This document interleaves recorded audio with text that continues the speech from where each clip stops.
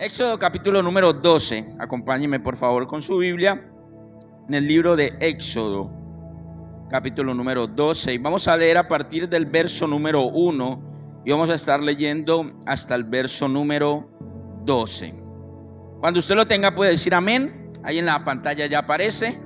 Y dice la palabra del Señor en el nombre del Padre, del Hijo y bajo la unción del Espíritu Santo. Habló Jehová a Moisés y a Aarón en la tierra de Egipto, diciendo: este mes os será principio de los meses, para vosotros será este el primero en los meses del año. Hablad a toda la congregación de Israel, diciendo: en el 10 de este mes, tómese cada uno un cordero según las familias de los padres, un cordero por familia. Mas si la familia fuere tan pequeña que no baste para comer el cordero, entonces él y su vecino inmediato a su casa tomarán uno según el número de las personas, conforme al comer de cada hombre. Haréis la cuenta sobre el cordero. El animal será sin defecto, macho de 1 año, y lo tomaréis de las ovejas o de las cabras, y lo guardaréis hasta el día 14 de este mes. Y lo inmolará toda la congregación del pueblo de Israel entre las 2 de la tarde, y tomarán de la sangre y la pondrán en los 2 postes y en el dintel de las casas en que lo han de comer. Y aquella noche comerán la carne asada al fuego, y panes sin levadura con hierbas amargas lo comerán. Ninguna cosa comeréis de él cruda, ni cocida en agua, sino asada al fuego, su cabeza con sus pies y sus entrañas. Ninguna cosa dejaréis de él hasta la mañana, y lo que quedare hasta la mañana lo quemaréis en el fuego. Y lo comeréis así: ceñidos vuestros lomos, vuestro calzado en vuestros pies, y vuestro bordón en vuestra mano. Y lo comeréis apresuradamente. Es la Pascua de Jehová. Pues yo pasaré aquella noche por la tierra de Egipto, y heriré a todo primogénito de la tierra de Egipto, así de los hombres como de las bestias, y ejecutaré mis juicios en todos los dioses de Egipto. Yo, Jehová. El Señor bendiga su palabra. Y hoy vamos a hablar un tema que tiene por título precio de libertad. Diga conmigo: precio de libertad. A ver, el pueblo de Israel estaba en el momento sublime, en el momento clave de su liberación. El pueblo de Israel llevaba ya 400 años en Egipto, y llegaba el momento en el cual, después de una temporada de esclavitud, de tortura, de trabajos pesados, Dios había decidido liberarlos de este lugar. Pero hay algo clave dentro de la historia de Israel, y es que Israel no fue esclavo 400 años en Egipto. Israel llegó a Egipto por causa de José. Algunos conoceremos la historia de José y cómo José fue promovido por Dios hasta llegar a ser el segundo al mando después de Faraón en Egipto. Y cómo Dios trajo una temporada de provisión abundante para Egipto durante 7 años, pero después trajo una temporada de escasez, dice, sobre toda la tierra. Y cómo Dios hizo mover a la familia, que para ese momento no era un pueblo ni siquiera, sino que era la familia de José, aproximadamente 70 personas. Cómo Dios las moviliza desde la tierra de Canaán hasta Egipto para que lleguen allí y no muriesen de hambre. Y cómo Dios había organizado todas las cosas con José. Y la familia de José es recibida en Egipto no como esclavos ni como prisioneros. Antes son muy bien recibidos porque son la familia del segundo al mando de todo Egipto. La palabra del Señor dice que Faraón entregó para José su anillo, donde podía José decretar absolutamente todo lo que él quisiera. Y José tenía el dominio sobre todos los lugares donde gobernaba el faraón. Y la familia de José es bien recibida y pasa una temporada muy buena en Egipto, porque Egipto ahora era la nación que prevalecía sobre todo el mundo, porque en un tiempo de escasez ellos tenían una gran provisión guardada, y todo el que quería tenía que ir a negociar con Egipto, y Egipto era como el Estados Unidos de hoy, ¿cierto? Todo el que quiera hacer negocios grandes tiene que ir a Estados Unidos. Todo el que quiera tener una influencia tiene que ir a la bolsa de valores americana, porque allí cotizan las empresas más grandes del mundo. Eso era Egipto para aquel tiempo, e Israel, que era la familia de José, estaba allí en ese centro económico, en ese centro de desarrollo, y era una familia muy querida por ser la familia de José. Ahora uno piensa, ¿cómo pasa entonces que ahora Dios decide libertar a Israel, que ya no es una familia de 70 personas, sino que dice la Biblia que se multiplicó? Ahora eran millones los que estaban allí en Egipto. Y cómo Dios decide sacarlos de ese lugar, porque por mucho tiempo Israel estuvo en ese lugar y se sentía bien, estaba bien, les iba bien, pero ese lugar, Egipto, no era su lugar. Podía ser muy bonito, podía ser muy chévere, podía que les estaba yendo muy bien, podía ser que ellos se sentían cómodos en ese lugar, pero ese no era su lugar. Y muchas veces en nuestra vida nosotros estamos en lugares donde las cosas están bien, donde todo parece que va bien, donde la provisión llega, donde parece que la bendición está con nosotros, pero la pregunta es, ¿ese es mi lugar? ¿Ese es el lugar del propósito de Dios? ¿Acaso Dios no hubiese podido mantener a Israel en Egipto sin necesidad de que el faraón los subyugara y los esclavizara? Probablemente sí, pero el problema con Israel en Egipto no era que el faraón, dice la Biblia, que se levantara un faraón que no conocía a José y comenzara a subyugar al pueblo, sino que simple y sencillamente, aunque Egipto parecía ser un lugar muy bueno, no era el lugar de Israel.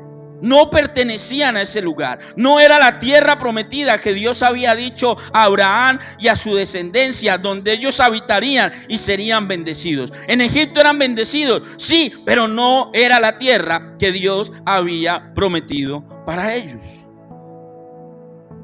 Egipto parecía muy bueno, parecía algo espectacular, un centro comercial, un centro de desarrollo, pero Egipto en el fondo era una tierra de idolatría, era una tierra de pecado, era una tierra que tenía prácticas abominables delante de los ojos de Dios.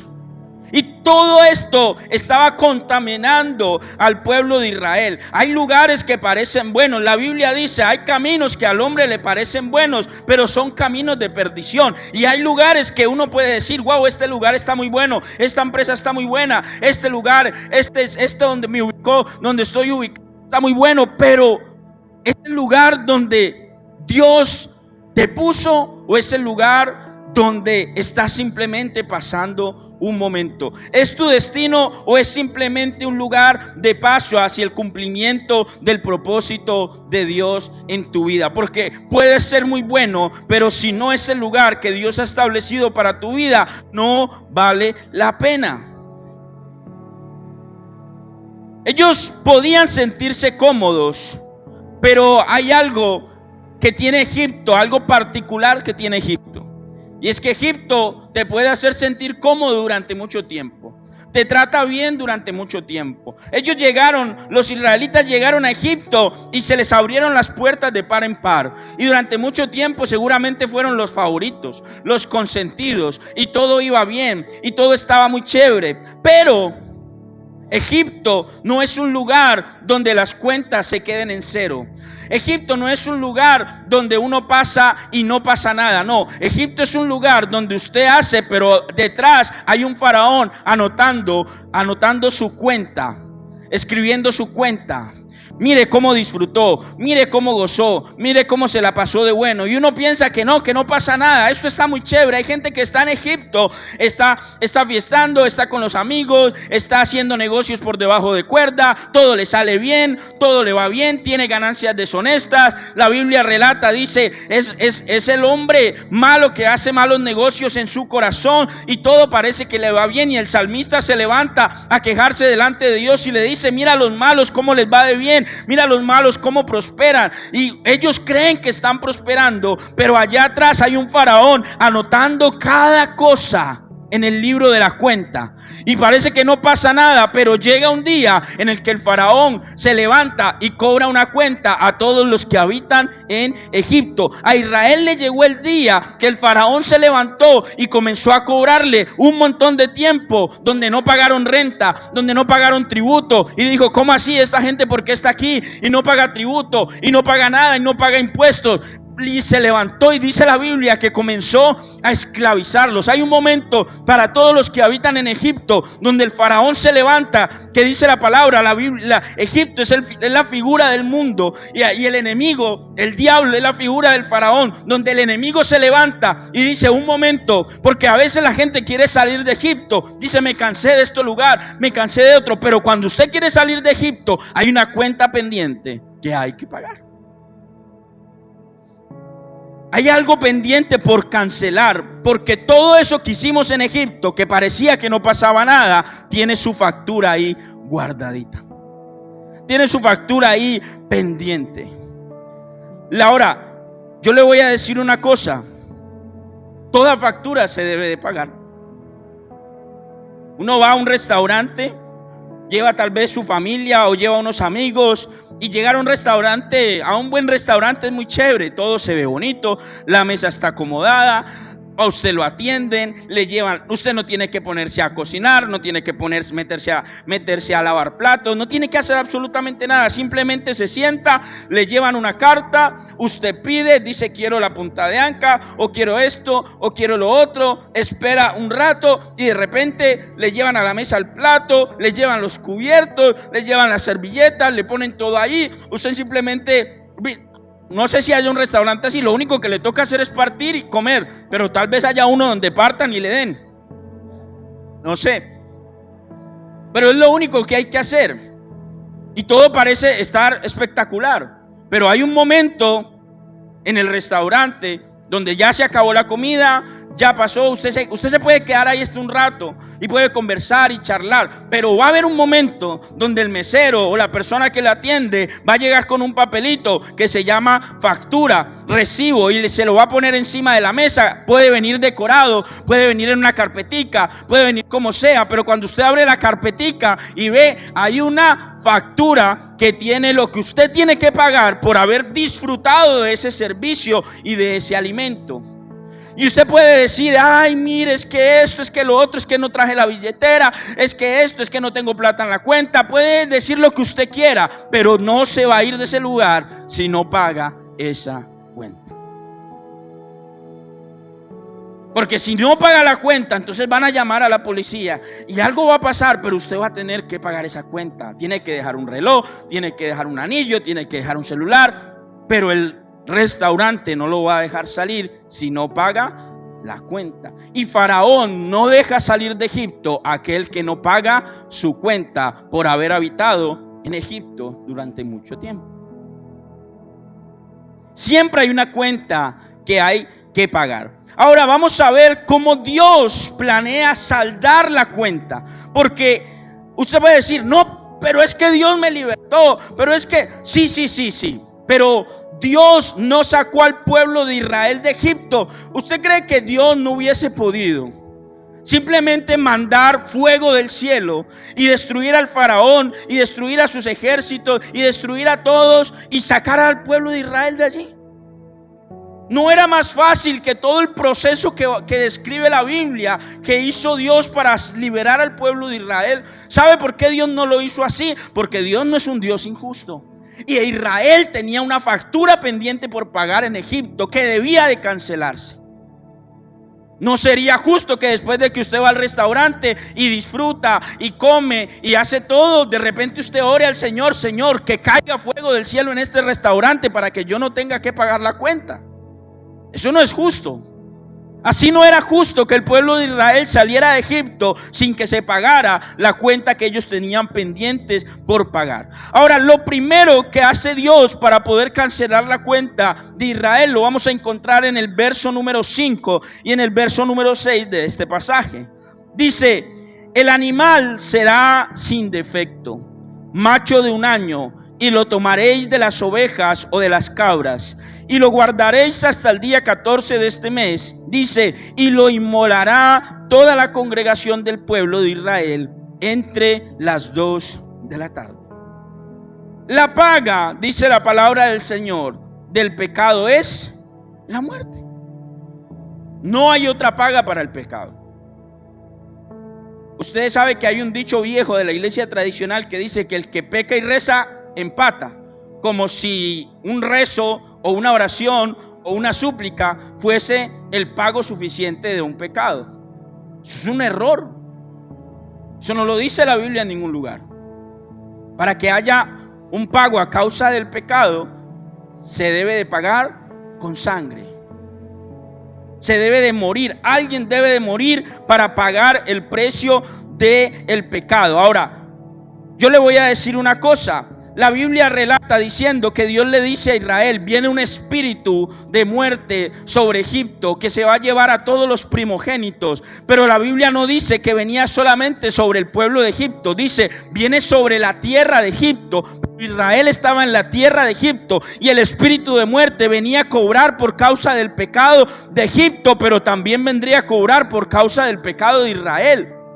Es decir, si Dios no planea lo que hace en este pasaje, definitivamente cuando el espíritu de muerte viniese sobre Israel, cobraría primogénitos tanto de los egipcios como de los israelitas. Por eso Dios establece que haya un sacrificio. Y la Biblia dice y relata diciendo que Dios escoge, dice: escojan un animal de 1 año que sea perfecto, que sea bueno, que sea lindo. Hay algo que se debe de pagar, hay algo que se debe de hacer para que haya un pago por causa del pecado. Ahora, nosotros sabemos por la palabra que el pago de nuestros pecados fue con el cordero que fue inmolado en la cruz del Calvario, ¿cierto? Esa fue la paga suprema por el pecado de todos nosotros. Es por eso que usted hoy se puede presentar delante del Señor con arrepentimiento en su corazón, con un corazón realmente contrito y humillado, y usted puede pedir la misericordia de Dios y Dios le va a perdonar, no porque usted se haya arrepentido o porque usted tenga el corazón muy triste, sino porque allá atrás, hace más de 2000 años, hubo alguien que pagó, derramó su sangre para que hoy usted pueda, a través de pedir perdón y de arrepentirse, tener el perdón de sus pecados. Si allá atrás no hay un Jesús que paga, entonces nada podríamos hacer. Por más tristes y arrepentidos que estuviésemos, si no hay un precio de sangre para pagar nuestros pecados, entonces no tendríamos el perdón. Es por eso que lo primero que Dios organiza para el pueblo de Israel es que haya un sacrificio. Van a sacrificar un cordero, van a sacrificar o una cabra, y van a hacerlo, y les da una orden, una manera de hacerlo para que pueda haber ese pago, para que pueda haber ese derramamiento de sangre. Ahora, esto es lo primero, pero no es lo único que hace Dios para libertar al pueblo de Israel. Lo segundo que vamos a ver en esta noche que Dios hace, lo vamos a encontrar en el verso número 7. Vaya conmigo ahí al verso número 7. Y dice la palabra del Señor: y tomarán de la sangre y la pondrán en los 2 postes y en el dintel de las casas en el que lo han de comer. Lo segundo que Dios organiza se llama postes y dinteles. Diga conmigo: postes y dinteles. Porque cuando hay un proceso de libertad, Cuando nosotros vamos por la libertad que Dios quiere traer para nuestra vida, el sacrificio, recibir el sacrificio, aceptar el sacrificio de Dios en nuestra vida es el paso fundamental, es el primer paso. Pero muchos de nosotros creímos durante mucho tiempo que era lo único que había que hacer para ser libres. Simplemente recibir el perdón de Dios, arrepentirnos de nuestros pecados y levantar las manos en la iglesia y ya yo soy libre. Pero no, vemos a través de la palabra que el proceso de la libertad que Dios establece para el pueblo de Israel trae un número de compromisos adicionales. Y una de las indicaciones que Dios le da al pueblo es: cuando hagan el sacrificio, tomen la sangre del cordero y marquen sus puertas, marquen los postes que están alrededor de la puerta y marquen la parte superior, los dinteles de la puerta. Y esto habla acerca, porque las puertas marcan en todo lugar donde están, marcan lo que entra y lo que sale de un lugar. Esa es la función de la puerta. Usted está hoy en este lugar y usted, le aseguro que no entró por las ventanas. Usted podría decir: podríamos abrir una ventana y podríamos entrar, ¿cierto? Pero ¿por dónde entramos?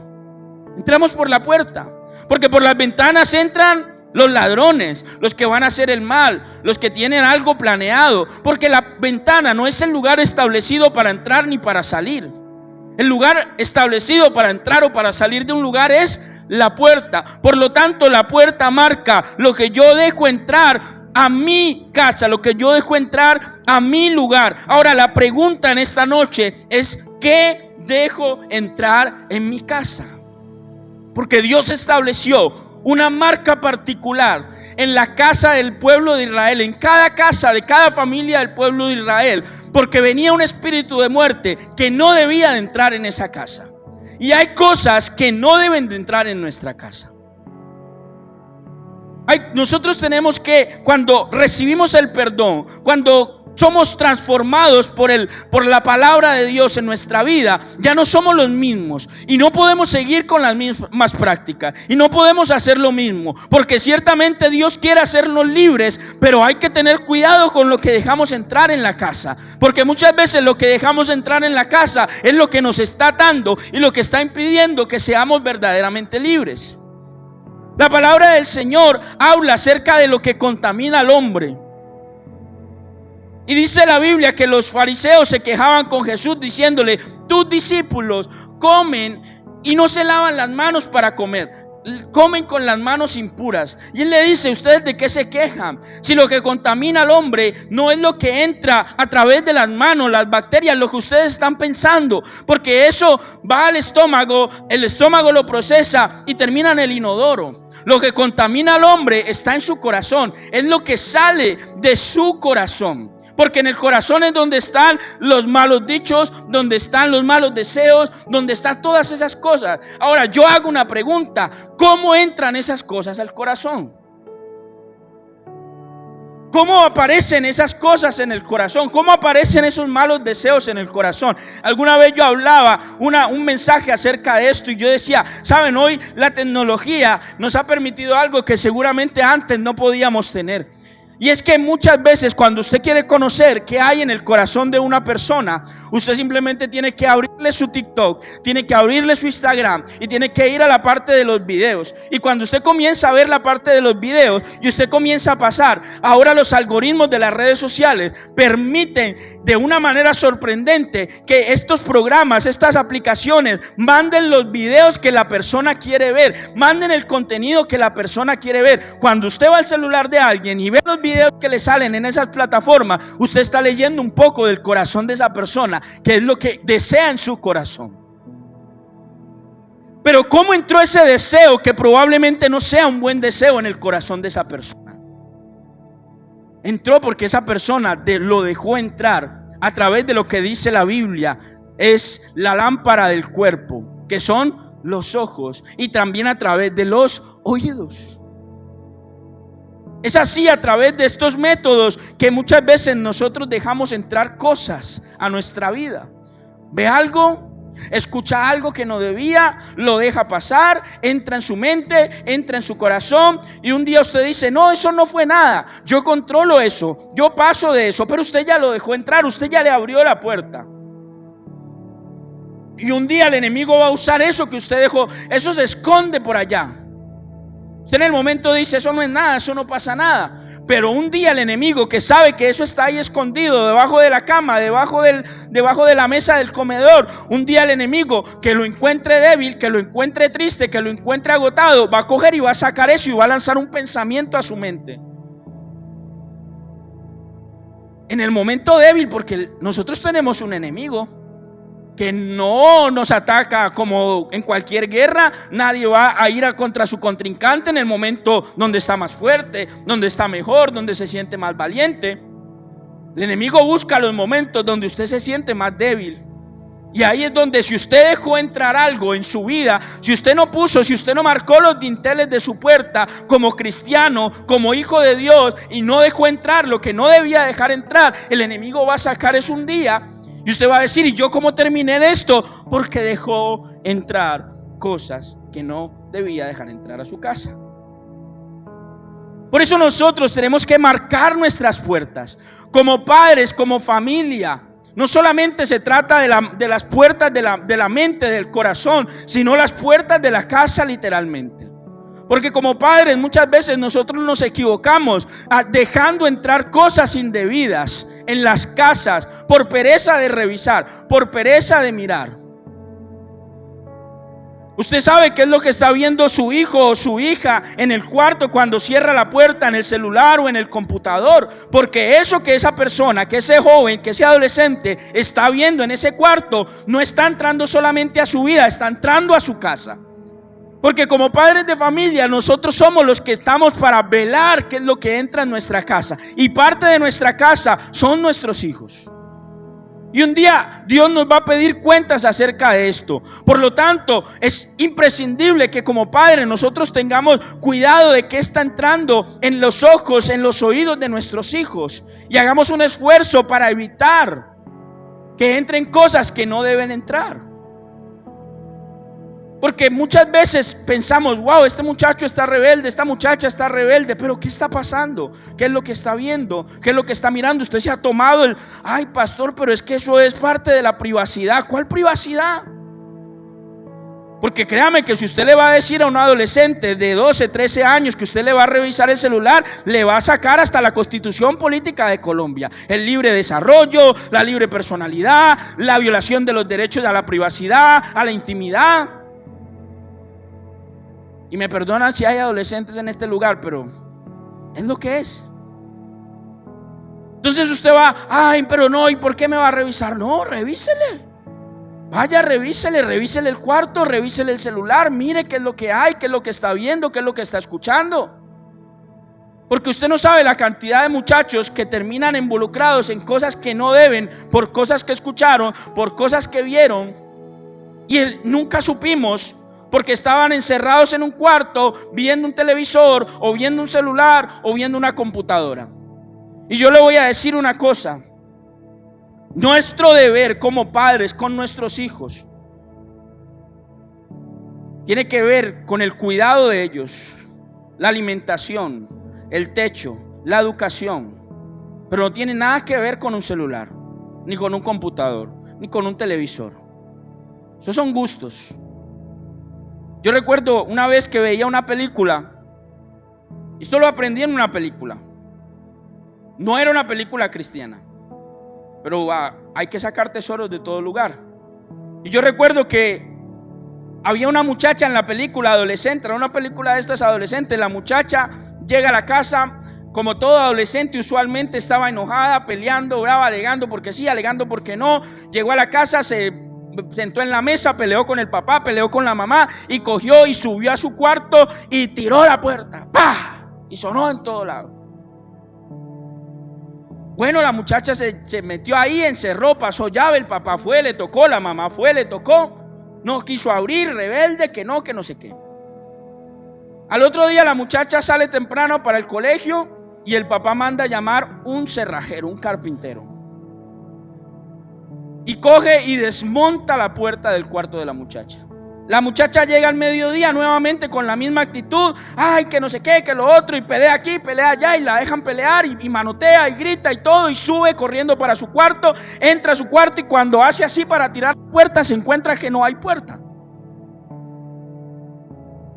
Ay, mi privacidad. ¿Cómo voy a hacer? ¿Por qué me quitaron la puerta? Y el papá subió y le dijo: es que la puerta, la privacidad en esta casa es un privilegio, no es un deber. Yo tengo que poner un techo sobre tu cabeza, pero no una puerta en tu cuarto. Eso es un privilegio que usted se gana si sabe respetar, si sabe cumplir las normas de esta casa. Si no lo hace, pues simplemente no se la gana. Y ya está. Eso es lo mismo con un celular, es lo mismo con un computador, es lo mismo con cualquier cosa. Si su hijo lo sabe usar y sabe respetar lo que usted estipula en su casa, que se puede ver, que no se puede ver, que se puede, pues lo puede usar. Y si no lo sabe usar, si no tiene la madurez, pues no lo usa, quíteselo y ya.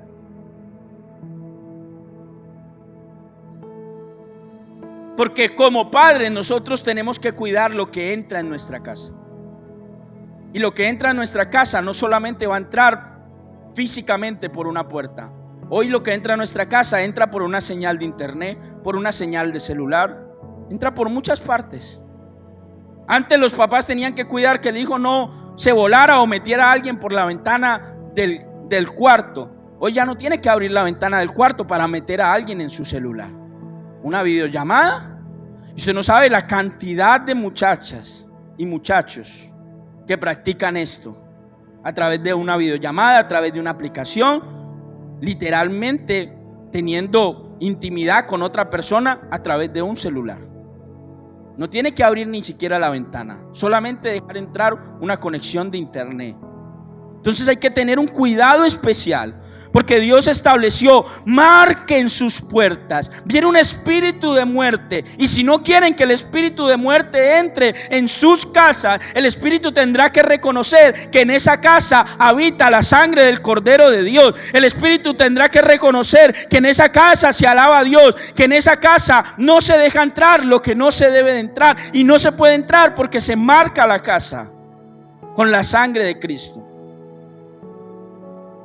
Tercero, ¿qué establece el Señor para la libertad verdadera? En el verso número 3, mire lo que dice la palabra del Señor. Dice: hablad a toda la congregación de Israel, diciendo: en el 10 de este mes, tómese cada uno un cordero según las familias de los padres. Mire lo que dice: un cordero por familia. Mire cómo Dios establece en este versículo número 3 que no se necesita un cordero por persona. Uno podría preguntarse: ¿por qué no un cordero por persona? Si se necesita un sacrificio y cada uno pecó y cada uno hizo algo que seguramente no agradaba delante de los ojos de Dios, ¿por qué no estableció un cordero por persona y estableció un cordero por familias? Porque Dios quiere ver a las familias unidas. A Dios no le sirve traer salvación para ver una familia dividida, porque la palabra del Señor dice que una casa dividida no prosperará. Entonces Dios no puede traer salvación y traer una verdadera libertad si hay familias que están divididas, si hay familias que simple y sencillamente caminan cada uno en lo suyo. Hay gente que hoy es salva, que hoy recibió la salvación y dice: yo ya recibí mi casa, mi familia, ellos verán, eso es problema de ellos. Y es verdad que la salvación es individual, y es verdad que la salvación es una decisión personal, pero la palabra establece: cree tú y serás salvo tú y toda tu casa. Es decir, Dios establece a través del sacrificio de Jesús una promesa de salvación y de libertad, no solamente individual, sino una promesa de salvación y de libertad para todo el núcleo familiar, para la unidad de la familia. Es una promesa que está para cada uno de nosotros. Por eso no podemos trabajar individualistas. Necesitamos trabajar como familia. Necesitamos trabajar para que haya una liberación. No solamente, imagínense si Dios hubiese establecido que la salvación fuera individual para cada uno y de repente haya habido alguien que no pueda tener cordero, niños que no pueden tener cordero. ¿Quién pone el cordero por ellos? ¿Quién pone el cordero por otro? ¿Quién pone el cordero por el que no tenía? La palabra establece tanto que dice, y si de repente hay una familia muy pequeña, únase con otra. Y hagan un cordero por las dos casas y métanse en una casa y hagan un cordero por las dos familias. Porque hay una promesa de salvación, no solamente individual. Hay una promesa de salvación y de libertad para mi casa, para mi familia, para mis hijos, para mi esposa, para mi esposo, para mi padre, para mi hermano.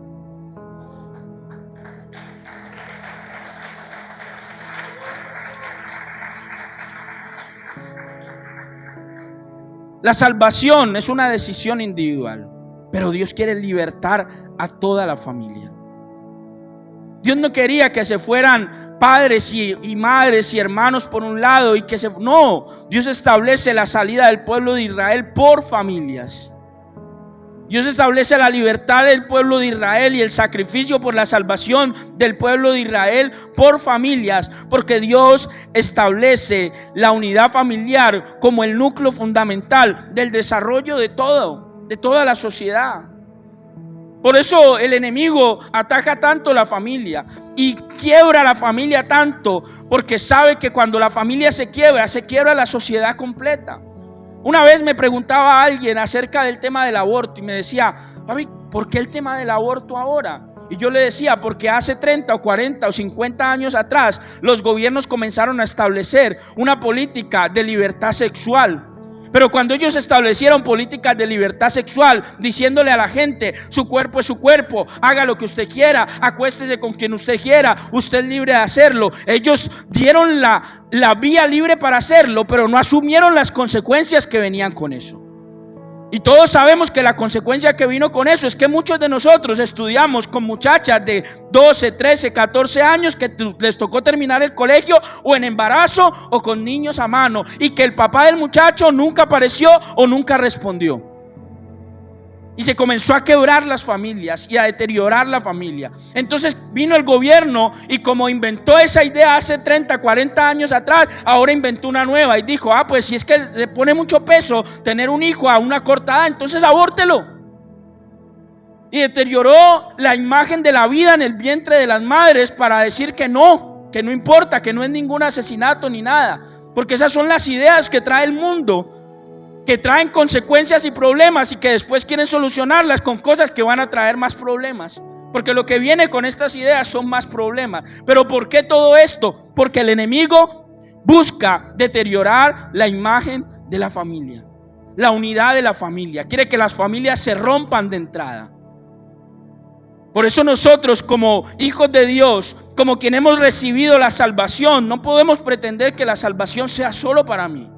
Cada uno de nosotros tenemos que trabajar incansablemente para que nuestra casa, como lo dijo Josué, yo y mi casa serviremos al Señor. Tal vez usted hoy en su casa tiene gente que no es cristiana, que no cree, pero dígalo como lo dijo Josué, yo y mi casa serviremos al Señor. Yo no sé el vecino, yo no sé el que está al lado, pero yo y mi casa serviremos al Señor, porque hay salvación y liberación para la familia. Y finalmente, Dios estableció una última cosa. En el verso número 11, mire lo que dice la palabra. Dice, y lo comeréis así, ceñidos vuestros lomos, vuestro calzado en vuestros pies, y vuestro bordón en vuestra mano, y lo comeréis apresuradamente. Es la Pascua de Jehová. Dios envió al pueblo a comer en medio de una noche de muerte, porque la orden para el pueblo es: marquen las casas, reúnanse en familia y coman del cordero. En medio de la noche que venía el espíritu de muerte para destruir a los primogénitos en Egipto. Pero no manda a comer de cualquier manera, sino que Dios les indica. Piense por ejemplo en que usted va a hacer un asado de domingo en su casa. ¿Cómo se hace un asado de domingo en la casa? Si el que va a asar se pone su camiseta, se pone su pantaloneta, ¿cierto? Se pone fresco porque va a hacer mucho calor. Las mujeres andan por ahí relajadas, en blusa, en chanclas, de cualquier manera, porque usted va a hacer un asado de domingo en su casa. Va a estar relajado, va a estar una tarde ahí, o van a hacer una cocinada ahí en la casa, y usted se pone relajado. Pero Dios estableció para esto, para que el pueblo de Israel entendiera que esto no era un asado de domingo, no era una pachanga nocturna mientras los hijos de los primogénitos de Egipto morían, sino que era un acto de reverencia lo que ellos iban a estar haciendo, y un momento de preparación para lo que vendría. Dios establece para el pueblo diciéndole: ustedes lo van a comer como ceñidos vuestros lomos, es decir, las mujeres pónganse la faja, pónganse el vestido, el hombre póngase la camisilla reductora, póngase la camisa, póngase la corbata, vístase bien, póngase listo. Dice: cálcese los pies, póngase zapatos, esté preparado. No coma como quien va a comer y se va a acostar a dormir. Coma como quien va a comer, porque en cualquier momento viene la liberación, viene la libertad, viene el momento. Dios sabía que esta era la última, que esta era la vencida. Dios sabía que con este acto la voluntad del faraón finalmente se iba a doblegar. Y cuando el faraón manda llamar a Moisés después de la muerte de los primogénitos, usted recordará que cuando el faraón manda llamar a Moisés por causa de las ranas, el faraón le dice a Moisés: necesito que saques estas ranas de aquí. Y Moisés le dice: ¿cuándo quiere? Y él dice: mañana. Y muchos se preguntan: ¿por qué mañana? Pero Dios sabía que cuando el faraón mandara llamar a Moisés para este día, le iba a decir: necesito que saques este pueblo de aquí. Y cuando Moisés le dijera cuándo, él iba a decir: ya, cojan sus cosas y salgan de aquí. Por eso Dios les dice: no van a hacer un asado de domingo, no se van a relajar, no se van a ir a acostar en hamacas, se van a vestir bien y se van a preparar, porque esta noche viene la liberación, esta noche viene la libertad, y usted no lo puede coger la libertad en chanclas. No los podía coger la libertad acostados en una hamaca, porque cuando viene el momento de la libertad, cuando se abre la brecha, mire cómo es esto. Es verdad, el faraón dice: ¿cuándo se van? Y el faraón dice: ya, pero dice que ellos comenzaron a salir. Y cuando iban en camino, dice que inmediatamente el faraón reflexionó y cambió nuevamente de opinión, y toma su ejército y dice: vamos tras ellos, que se nos vuelan. Dios sabía que había una brecha, un momento, y que no había tiempo para que la gente se calzara, no había tiempo para que la gente se vistiera. Si a uno lo coge el momento de la libertad acostado en una hamaca, tal vez le dé pereza, tal vez diga más tarde, después, tal vez no se quiera levantar de la cama. El momento de la libertad nos tiene que coger preparados. El momento de la libertad nos tiene que coger listos para que cuando se abra la brecha de la libertad, usted y yo salgamos pero pitados de ahí. No le demos tiempo al faraón de pensarlo dos veces, sino que salgamos de ese lugar. Un estado de alerta. Diga conmigo: tengo que estar en un estado de alerta. Si yo quiero ser libre, necesito estar constantemente en un estado de alerta. Nunca adormecido, nunca descuidado, nunca despreocupado. No, necesito estar siempre en un estado de alerta, porque llega el momento y necesitamos estar listos. El que quiere ser libre no lo puede pensar dos veces, porque se queda en Egipto. Si usted lo piensa dos veces, se queda en Egipto. Hay que estar preparados. Mire lo que dice el verso 14. Dice: y este día os será en memoria, y lo celebraréis como fiesta solemne para Jehová durante vuestras generaciones. Por estatuto perpetuo lo celebraréis. La primera orden de Dios para el pueblo libre fue: recuerden esto para siempre. Mucha gente vuelve a Egipto porque se le olvida que fue Egipto en su vida. Mucha gente vuelve a Egipto porque se le olvida lo que Dios tuvo que hacer para sacarlo de Egipto. Recuerde que salir de Egipto exige el pago de una factura, y usted y yo probablemente no tengamos lo suficiente para pagar la factura de salir de Egipto. Por eso Dios hizo maravillas, hizo milagros, prodigios para sacar a Israel de Egipto. Pero cuando a mí se me olvida lo que Dios hizo, las maravillas, los milagros, el mar abierto, cuando a mí se me olvida, entonces es muy probable que yo me descuide y termine nuevamente metido en Egipto. ¿Qué mantuvo al pueblo de Israel 40 años en el desierto, que día tras día querían olvidar lo que Dios había hecho. Un día tuvieron sed y dijeron: Dios nos trajo a morir al desierto. Dios les dio agua, al otro día tuvieron hambre y dijo: Dios nos trajo a morir de hambre al desierto. Y así momento tras momento se olvidaban rápidamente de lo que había pasado días o meses anteriores.